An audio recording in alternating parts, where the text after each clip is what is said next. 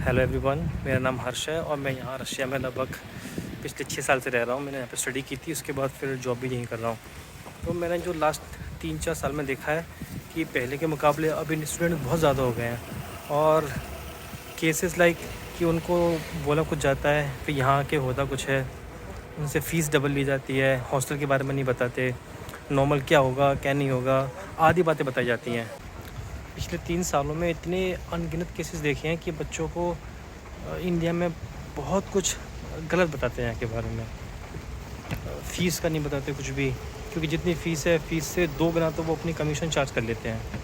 उसके अलावा कि हॉस्टल्स कैसे होंगे कैसे नहीं होंगे, आने के बाद एग्ज़ाम्स होगा कि नहीं होगा, कि कितने मैंने देखे केसेस कि उनको बताया नहीं पहले कि वो यहाँ पे आने के बाद आपका एग्ज़ाम होगा। एग्ज़ाम में मिनिमम मार्क्स लाना कंपलसरी होता है, वो नहीं किए तो फिर आपको वापस जाना पड़ेगा। यहाँ आने के बाद एग्ज़ाम हर जगह कंपलसरी नहीं है, बट हाँ कुछ यूनिवर्सिटीज़ हैं जहाँ जब आप इंडिया से जब आते हो आप, तो आपको पहले एग्ज़ाम क्लियर करना पड़ता है, एक छोटा सा बायोलॉजी केमिस्ट्री फिजिक्स मैथ्स का। अगर वो क्लियर हुआ तो फिर आपको आगे एडमिशन मिलेगा, वरना फिर आपको वापस जाना पड़ेगा। और ये बातें लगभग आधे से ज़्यादा बच्चों को पता ही नहीं होती। कितने सारे आते हैं फिर उसके बाद उनको वापस जाना पड़ता है। तो इसलिए अगर आपको आना है तो थोड़ा स्टडी कीजिए खुद अपने आप। आपको कंपलसरी नहीं है कि आप किसी एजेंट के थ्रू ही आओ। यहाँ बहुत सारी यूनिवर्सिटीज़ हैं जहाँ पे आप खुद अप्लाई कर सकते हो। ऑनलाइन अप्लाई करो, आपको वीज़ा के लिए असिस्टेंट मिलता है उन्हीं की तरफ से। जब आप आओगे एयरपोर्ट पे तो आपको लेने भी वही आ जाते हैं। तो आपको बेवजह ये एजेंट वगैरह को इतने पैसे देने की आवश्यकता नहीं है। अगर आप चाहो तो खुद भी सारे काम कर सकते हो। सबसे पहले मैं आपसे बहुत माफ़ी चाहता हूँ कि बाहर से अंदर आना पड़ा, क्योंकि बाहर एक्चुअली आज बहुत ठंड है। It's around -32। तो कंप्लीट शूट करना it's not possible outside, but will try next time. तो देखो, अगर आपने सोचा है कि एमबीबीएस के लिए रशिया आना है तो बेटर है कि आप थोड़ी सी ना खुद से रिसर्च कर लो, क्योंकि आपको पता होना चाहिए कि यहाँ पे हर यूनिवर्सिटी में जो है mode of study is not completely in English. क्योंकि कुछ यूनिवर्सिटीज़ हैं जहाँ पर आपको 3 साल पहले रशियन सिखाते हैं, उसके बाद 3 साल में फिर इंग्लिश पढ़ाते हैं। तो आपके जो भी सारे सब्जेक्ट्स हैं, आपके सारे लेक्चर्स हैं, वो सब कुछ आपको एक रशियन में ही होगा। फिर उसके लिए आपको पैरेलली रशियन की लैंग्वेज की क्लासेस भी दी जाती हैं, हफ्ते में 4 दिन या 3 दिन। इट्स वेरी करता है यूनिवर्सिटी टू यूनिवर्सिटी।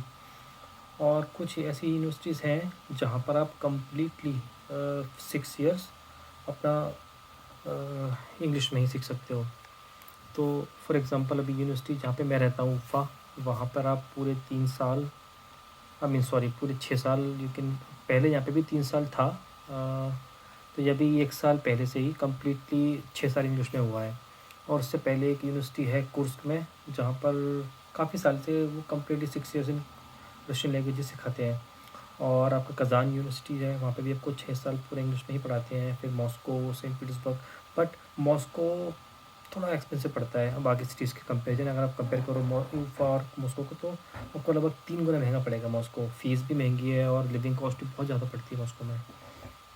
और इसके अलावा आप फिर जो सिटी में आप जा रहे हो उसके बारे में आपको पता होना चाहिए कि आप जहाँ जा रहे हो वहाँ का स्ट्रक्चर कैसा है, वहाँ पे ट्रांसपोर्टेशन अच्छा है कि नहीं। वैसे तो ठीक ही होता है, बट फिर भी आपको पता होना चाहिए कि वहाँ पे कैसा ट्रांसपोर्टेशन है, किस तरह के लोग रहते हैं। भी ये रशिया बोले तो कैसा ट्रांसपोर्टेशन है, किस तरह के लोग रहते हैं। भी ये रशिया बोले तो यहाँ पे सब लोग रशियन नहीं होते।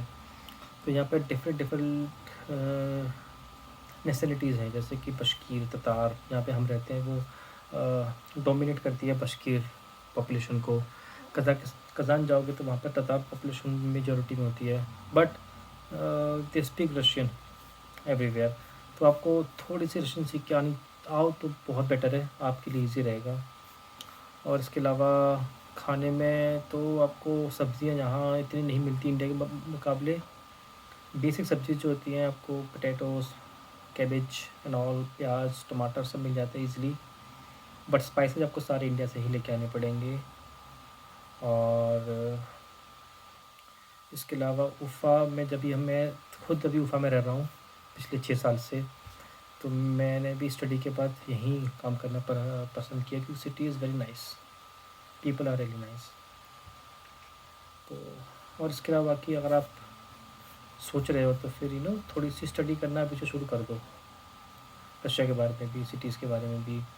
और अगर आपको कोई हेल्प चाहिए तो आपको यहाँ मेरा इंस्टाग्राम दिखेगा, यू कैन DM मी और ऑन टेलीग्राम में भी। If you need any help about any city in Russia तो feel free to ask, I will be happy to help you.